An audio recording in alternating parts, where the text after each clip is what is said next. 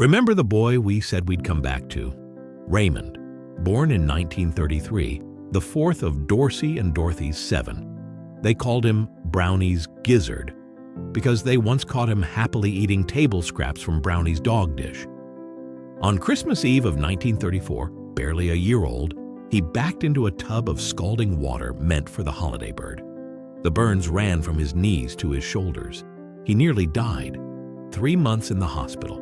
A doctor named Bittner. A lot of Vaseline and a lot of love carried him through. He made it. Which is, rather, the entire point of this whole film. Meanwhile, 2 years later, Anne Quinlan Birmingham was born in Washington, D.C. in 1935. The Birminghams were living up in Bernardsville, New Jersey at the time. But Anne's Virginia-born mother was so set on her children being Southerners that she decamped a family in D.C. for the last 2 months of each pregnancy, just to be sure they arrived south of the Mason-Dixon line. The Birminghams moved all over after that: New Jersey, Alexandria, Fort Washington. A traveling childhood, looking for the place it would land. Their paths kept crossing without quite catching. When they first met, Anne was a 7th grader and Ray a high school sophomore. Then, in the late 40s, the Birminghams moved to a house at the Newton D. Baker VA Hospital, which abutted the Flagg property. Anne became friends with Ray's sister Julia. Ray became friends with Anne's brother Larry. The boys met at the VA center, at the movies, anywhere they could. The whole county seemed to be quietly nudging these two together. And then, on the 3rd of October, 1951, Anne's 16th birthday, an outdoor evening party, a shy college sophomore named Ray and the birthday girl shared their first real kiss. After all those years of almost, there it finally was. Then a 3-year gap. Ray's parents wanted him to be a doctor, so to escape that, he enlisted in the Army Security Agency. He scored in the top 1% of the country for languages. He picked Russian, trained in Monterey. He bought a 1939 Olds for $20, and for $25 more, he had it running smooth. Then he shipped across the gray Atlantic on a Liberty ship. Bamberg, Germany, the British zone, a reconnaissance unit, eavesdropping on Russian ground troops just across the line in East Germany.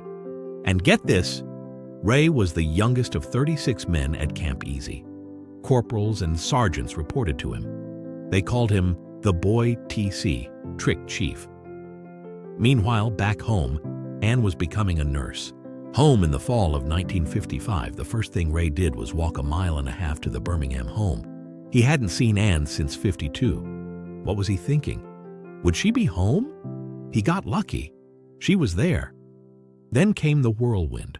On October 26th, he proposed. She told him not to ask any questions because she didn't have any answers. So he waited. On November 23rd, he gave her an ultimatum. The next date would be the last, if she couldn't decide. On November 26th, she said yes. And on the day after Christmas, December 26th, 1955, Ray gave Anne a ring. Now, May 7th, 1956, 12 days before the wedding. Anne was hospitalized for a week with a severe reaction to a tetanus antitoxin. The spasms started in the tiny muscles of her fingers and her toes and worked their way through her body. She couldn't be still, couldn't lie flat. Ray piled pillows on a bed and laid her on them until the muscles relaxed.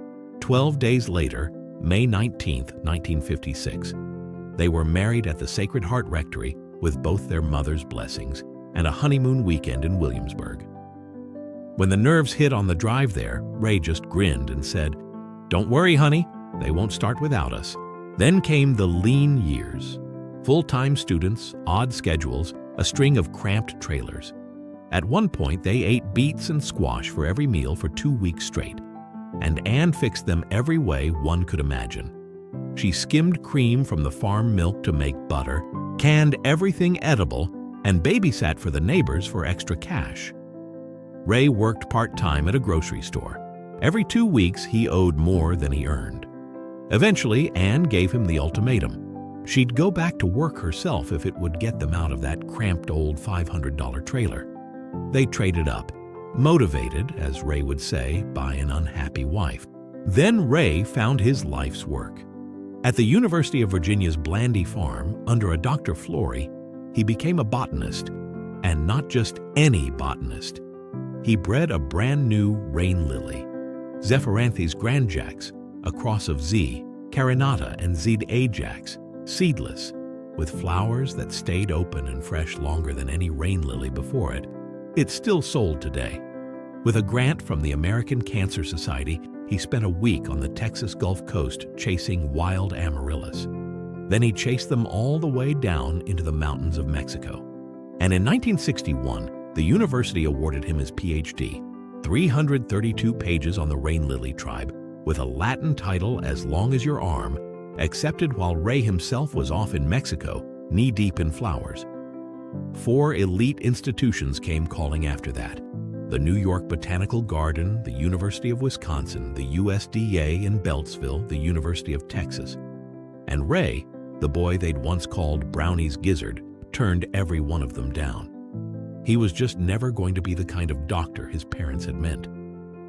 And the family grew right along with the flowers. Rick, born 1957, Betsy, 1958, Kathy, 1961. Anne passed her Virginia State Board of Nursing exam with honors on her 21st birthday.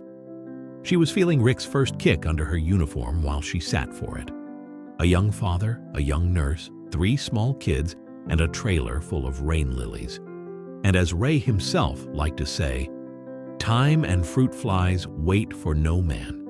He didn't know it yet, but that little boy, who'd nearly died in a tub of scalding water at the age of 1, Brownie's Gizzard, would grow up to gather all of this, 900 years of it, and write it down. So his family would never forget where they came from. From a flower in a Norfolk swamp to a young family in West Virginia. Through plagues and pranks, mills and motels, a war or two, and one very famous poster, the thread never broke. It runs through every hand that ever passed it on, and it runs to you. So take pride in where you came from. Take your feet to flag family reunions. Bring your heart, bring your toes, and remember, you're in the flag continuum.